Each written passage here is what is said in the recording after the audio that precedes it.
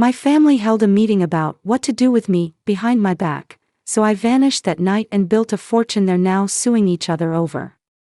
Your encouragement keeps us telling stories. Show support by subscribing, and while you're here, let us know where in the world you're watching from. I stood frozen outside Mama's dining room, my hand hovering over the doorknob. Inside, voices rose and fell like waves crashing against rocks. My family. Talking about me. Without me. Ariana's been a burden long enough, my older sister Tamara said, her voice dripping with disgust. 23 years old, still living here, thinking she's gonna make it with that ridiculous app idea. My stomach twisted. I'd been working on my financial literacy app for 2 years, pouring every spare moment into code, design, market research. I pressed my ear against the wood. She contributes to rent, Mama said weakly. $500 a month. That's nothing. My brother Luke cut in. We could rent her room out for $1,200 easy. Do you know how much money we're losing? I got bills, Mama. Real bills. I heard ice clinking in glasses. They were drinking. Having a whole strategy session about my existence like I was some problem to solve. The girl needs a reality check, Daddy's voice rumbled. I've been too soft. Should have pushed her into nursing like Tamara. Stable income, benefits. None of this Silicon Valley fantasy nonsense. We need to give her an ultimatum, Tamara pressed. 2 months. Get a real job or get out. And she needs to pay market rate rent immediately. $1,200, plus utilities. My heart hammered against my ribs. $1,500 total. On my part-time retail salary of $1,800 a month. They knew that was impossible. I think that's fair, Mama said quietly. Something inside me shattered. I backed away from the door, my vision blurring with tears I refused to let fall. How did we get here? Memories flooded back.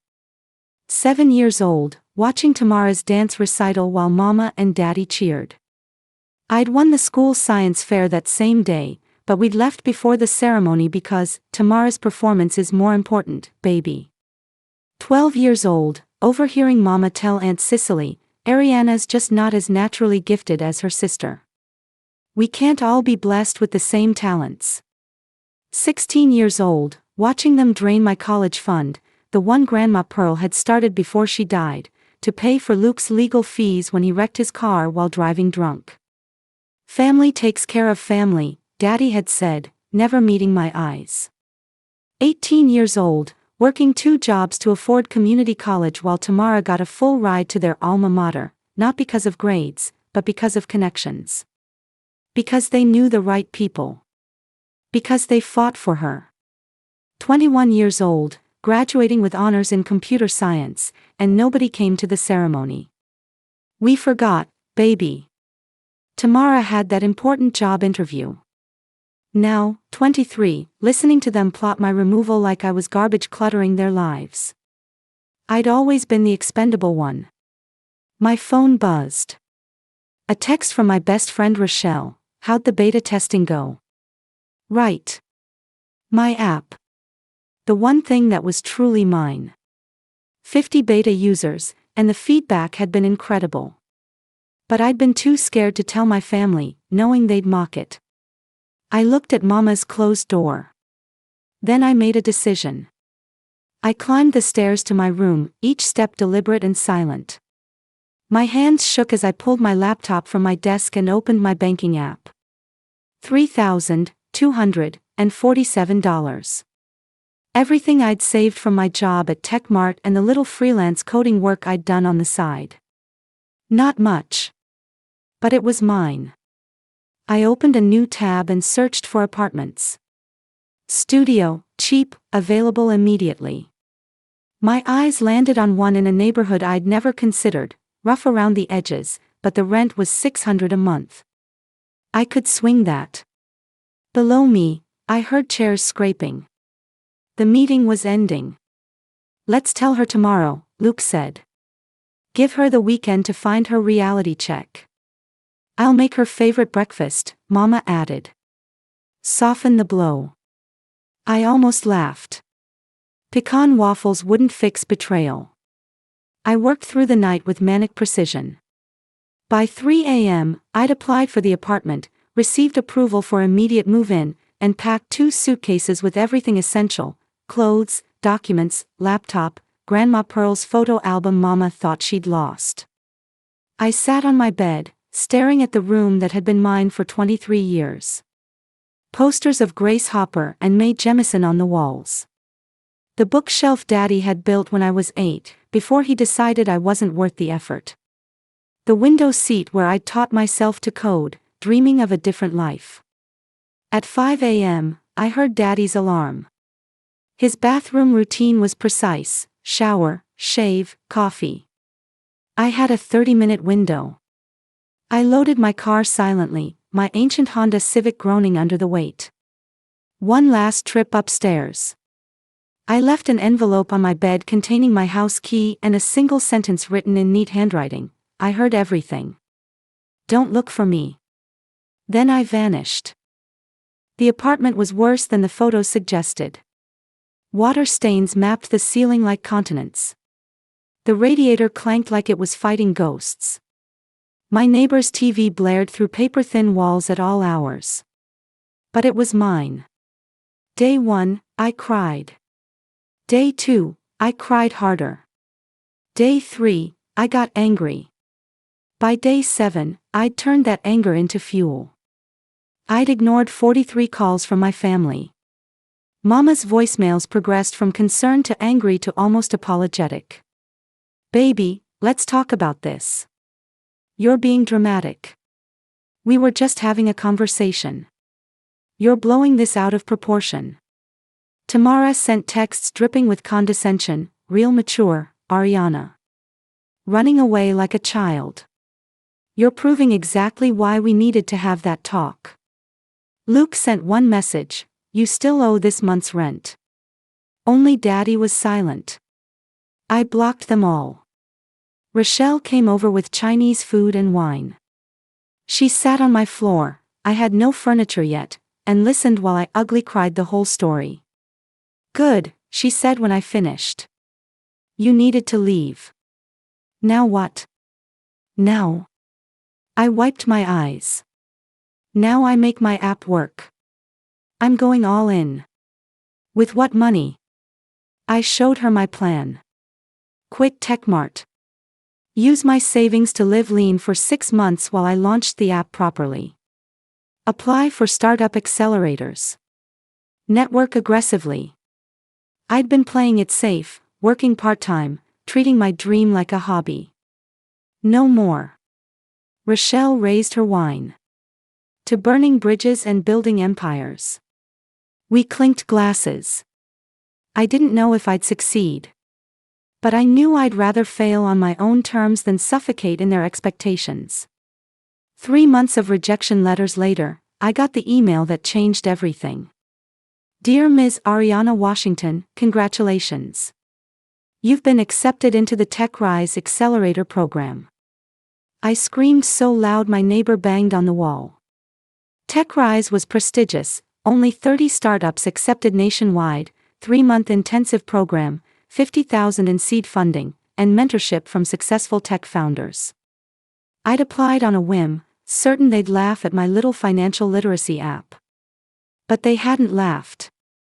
The acceptance letter praised FinanceGlow's innovative approach to making investment accessible for underserved communities, and called my user interface intuitive and refreshingly unpretentious. I called Rochelle sobbing. They said yes. They actually said yes. Of course they did. Your app is brilliant. When do you start? 2 weeks. In Seattle. Seattle? Her voice dropped.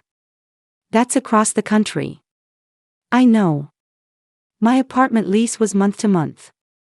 I had no ties here anymore. No family who wanted me. No reason to stay. Then pack your bags, girl. Go show them what Ariana Washington can do. The program was brutal. 18-hour days of coding, pitching, networking, and workshops. I met my cohort, entrepreneurs from Harvard, Stanford, MIT. I was the only one from a community college. On day 3, a venture capitalist named David would cornered me after my pitch. Your app targets a demographic most fintech ignores. That's smart. But your monetization strategy is weak. Let me help you fix that. He became my mentor. Pushed me harder than anyone ever had. Helped me see Finance Glow not as my baby, but as a business. You're thinking too small, David said during our 6th mentorship session. We sat in TechRise's glass-walled conference room, Seattle's skyline glittering behind him. Finance Glow teaches basic investing. Fine. But what if it did more? Like what? I'd been up for 36 hours straight debugging the portfolio tracking feature. Everything looked like code. What if, he leaned forward, it automated wealth building? Small, incremental investments based on spending habits. Round up purchases to the nearest dollar, invest the difference. Partner with banks for seamless integration. Make wealth building unconscious. My exhausted brain sparked. Like acorns, but targeted specifically for communities that traditional investment firms ignore. With educational content baked in. Exactly. And here's the kicker, you could license the technology to banks. Multiple revenue streams. I spent the next week rebuilding Finance Glow's core architecture. The other founders thought I was crazy, scrapping 3 months of work. But David saw something I'd missed. My app wasn't just a product. It was a platform. We pitched the new version to a room full of investors. I stood there in my thrift store blazer, facing people in Tom Ford suits, and I spoke about my grandmother. How she'd cleaned houses her whole life but died broke because nobody taught her about compound interest. How millions of Black Americans were locked out of generational wealth not because of lack of work ethic, but lack of access and education. Finance Glow doesn't just teach people to invest, I concluded. It builds wealth while they sleep. Painlessly. Automatically. And it starts with spare change. The room was silent. Then Luke Reyes from Crestview Capital stood. I want in. $500,000 for 15% equity. I nearly dropped the microphone. $500,000. For something I'd built in my childhood bedroom while my family plotted to kick me out. I need to think, I started. $750,000, interrupted Sarah O'Brien from Pinnacle Ventures. 12%. The room erupted. Investors shouting numbers, percentages. David grabbed my elbow, steered me to the hallway. Breathe, he commanded. This is what you wanted. But don't decide here. Let them submit formal offers. We'll review tomorrow. That night, I couldn't sleep. I paced my tiny Seattle sublet, looking at the 7 official offers that had flooded my email. The numbers were insane. The lowest was $400,000.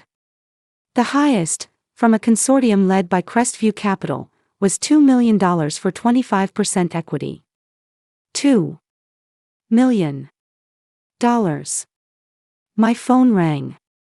Unknown number. I usually ignored those, but something made me answer. Ariana Washington.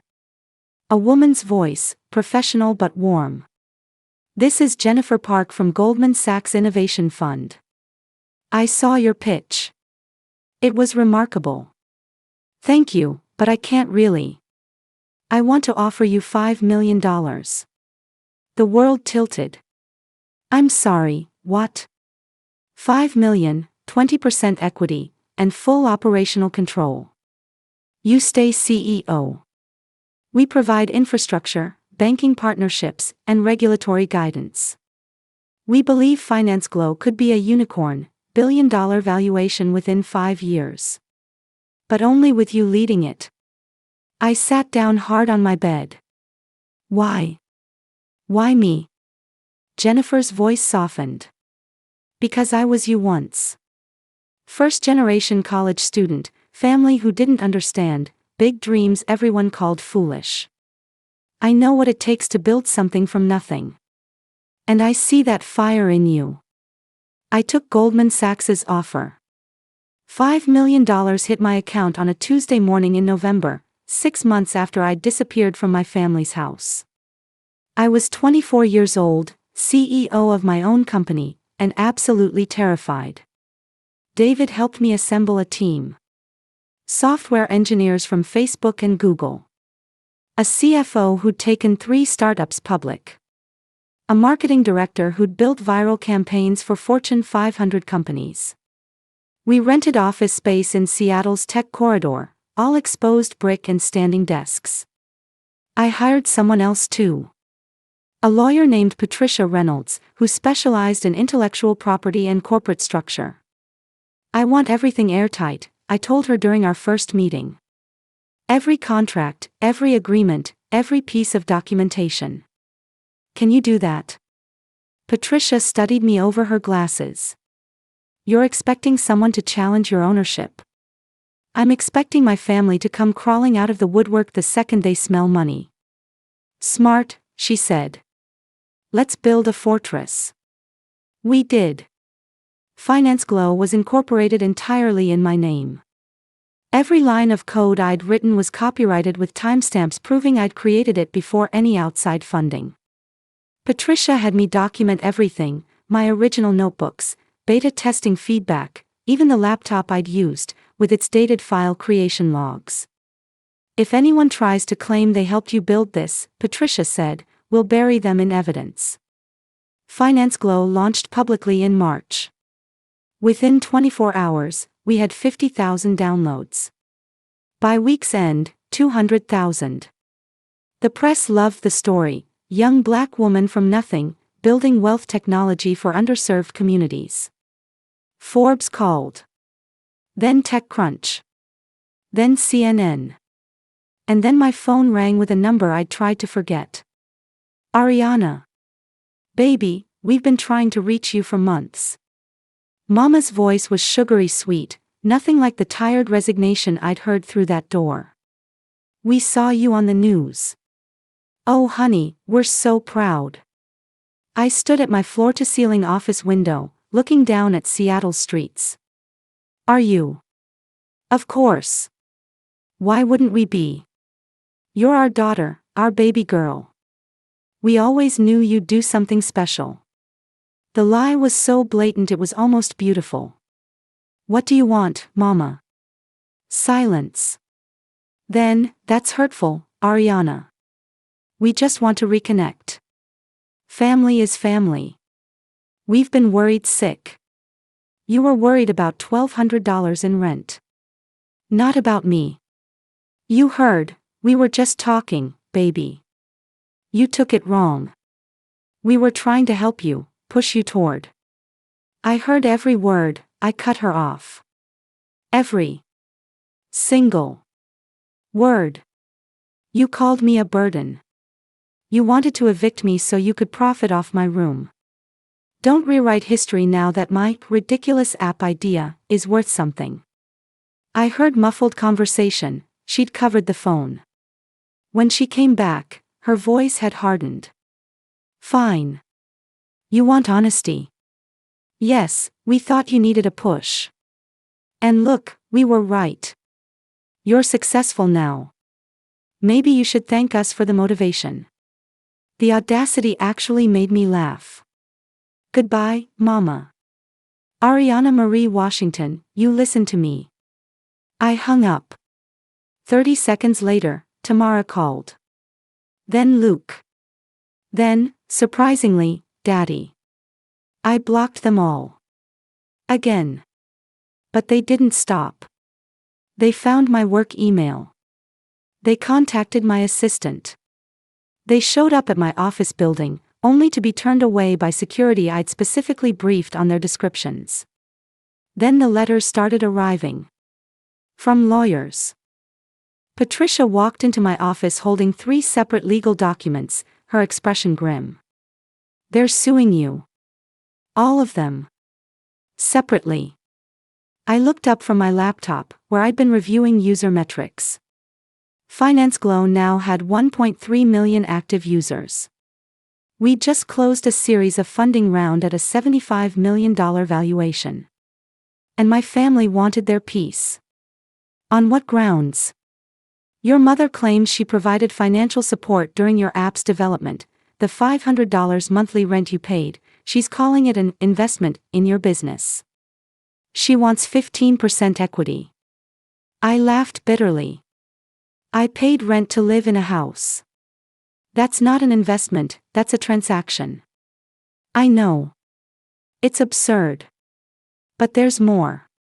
Your sister Tamara claims she gave you the idea for FinanceGlow during a conversation 3 years ago about financial literacy. She wants 20% equity and is claiming intellectual property theft. That conversation never happened. I've never discussed anything meaningful with Tamara. I believe you. But her lawyer is competent. They'll make this messy. And your brother Luke. Patricia paused. He's claiming that the laptop you used to build the initial app was purchased with family money, therefore the intellectual property created on it is partially family property. He wants 10%. That laptop was a Christmas gift when I was 19. You can't retroactively claim a gift was a business investment. You're right. These lawsuits are baseless. But defending them will be expensive, time-consuming, and very public. That's the point. They're trying to pressure you into settling. I stood, paced. No settlements. Fight all 3. I want discovery. I want every text message, every voicemail, every piece of evidence showing exactly how they treated me before they knew FinanceGlow would succeed. Patricia smiled. Now you're thinking like a CEO. This will get ugly. Good, I said. Let it. The lawsuits went public within days. Tech blogs picked up the story. FinanceGlow's CEO sued by entire family, made for delicious headlines.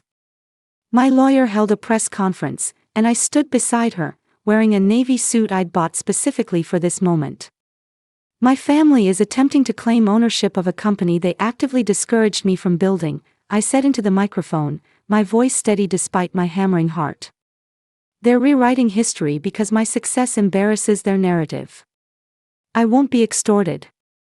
Patricia released the receipts. The voicemails. The texts. The documentation showing I'd paid them rent, not received investment. My beta testing logs, time-stamped 2 years before I'd even moved out, proving the app was fully my conception. But the real bombshell came during discovery. My lawyer subpoenaed their communications, expecting to find evidence of their coordinated lawsuit strategy. What we found was so much better. They were suing each other too.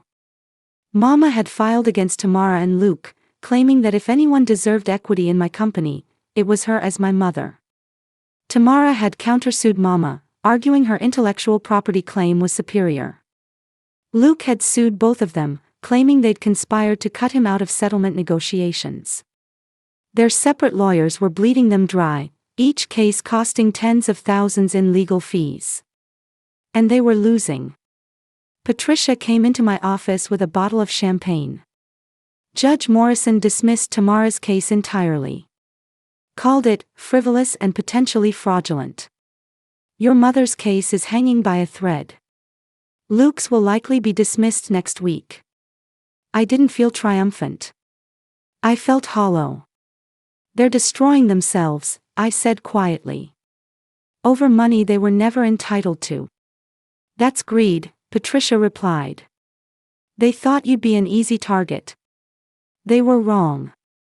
Just when I thought the chaos couldn't escalate further, my phone rang with a number I didn't recognize but somehow knew I should answer. Miss Washington. This is Gerald Chapman, attorney for Pearl Washington's estate. Grandma Pearl. Dead 12 years, but her name still made my chest tight. I'm calling because we've recently completed probate on some assets that were overlooked. Your grandmother had a secondary account, separate from the college fund your family liquidated. She was quite specific in her will that this account was for you, and only you. The original executor failed to locate it. My heart started racing. How much? $173,000. It's been accruing interest for 12 years. Current value is approximately $248,000. I sat down hard. Grandma Pearl had hidden money for me. Protected it from them. There's a letter too, Gerald continued. She left instructions that you were to receive it when you turned 25, or if you ever needed it sooner. Given the circumstances, your family's lawsuits are public record. I'm exercising executor discretion to release it now. The letter arrived 3 days later.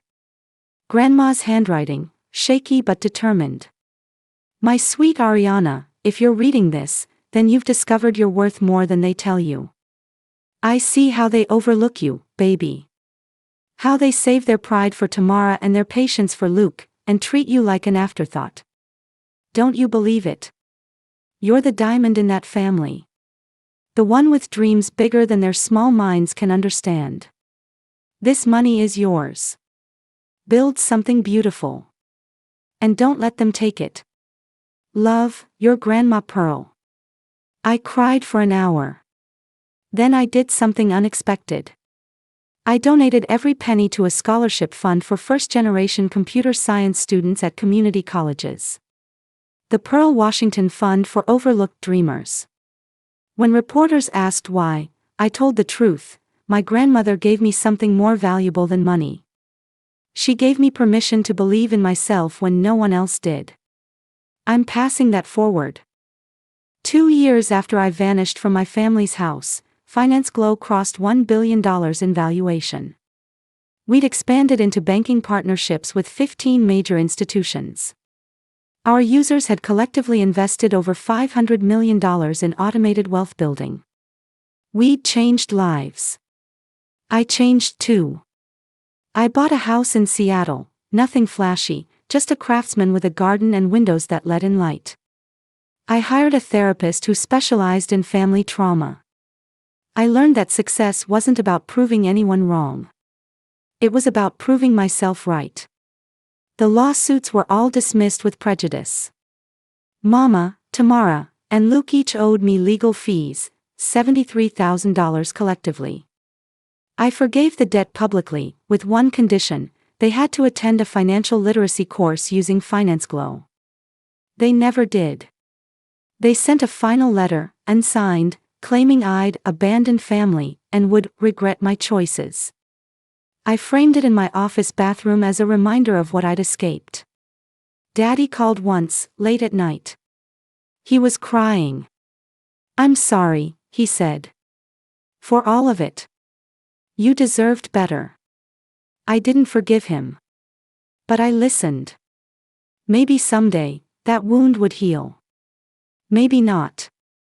I was learning I didn't owe anyone my pain or my peace. Rochelle became Finance Glow's chief community officer. Together, we built mentorship programs for young Black women in tech. Every month, I spoke at colleges, community centers, anywhere that would have me, telling the same story: you don't need permission to build your dreams. You just need audacity and stubbornness. Forbes called me the wealth builder for the forgotten. Fortune magazine said I'd revolutionized accessible investing. But my favorite headline came from a small community newspaper: local girl makes good, proves family wrong. Standing in my office, looking at Seattle's skyline, I thought about that night. The whispers behind the door. The escape plan. The terrifying leap into nothing. I'd built an empire on spite and survival. And it felt glorious.